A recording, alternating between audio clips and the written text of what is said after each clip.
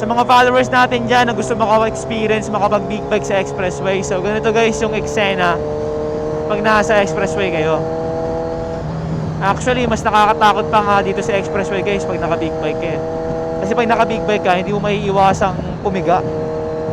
Biruin mo yung primera namin, yung first gear namin tumatakbo ng 100 plus to, diba? First gear pa lang yun. So ang hirap dito magpigil. Ang hirap dito magpigil na yung takbo mo, i-maintain mo lang ng 100. Kasi maboboring ka talaga, maiinip ka. Kasi walang ka-effort yung 100 dito eh.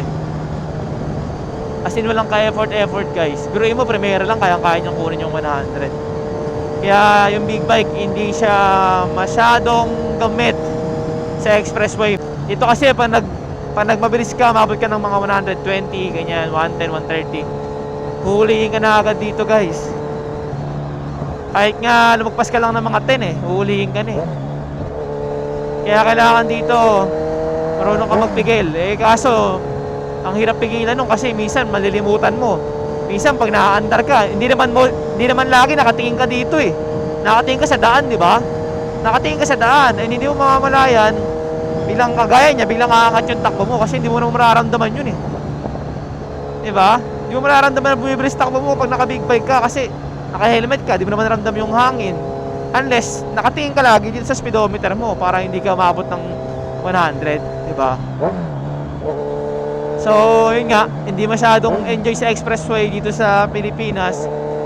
Kasi nga, ang speed limit natin is 100. Aray ko po, di ba? Hindi masyadong... enjoy mo lang sa mga ganyan, mga overtaking. Tsaka medyo... singit-singit pa kaliwa kanan sa expressway. Parang kang nasa game. Yun lang, dyan mo lang ma-enjoy. Pero yung pipiga ka talaga ng mabilis yung takbo mo, wala, hindi mo magagawa dito. Kaya mo namang gawin, kaso nga lang pagtapos mong gawin, magkakatikit ka na. Kagaya na nangyari sa akin, tumakbo ko ng 132. 130 nga, napakabagal pa lang nun guys. Natikitan agad ako, diba? Kaya kailangan maingat ka dito. Pero sabi nila paggabi daw, wala daw masyado nang uhuli kasi madilim na. Try kaya natin. Kasi ayoko na magbayad eh. Hindi na natin i-risk yun syempre. Ano mapapala mo? Patakbo ka ng mabilis. Pagdating mo sa dulo, titikitan ka na. O ano na pala mo? Gastos. Wala, hindi ka nag-benefit dun. Tsaka para sa akin yung mga takbong 120, ganun, mabagal pa yun eh. Kahit nga 140, kayang-kaya ng daan na to kasi straight naman to.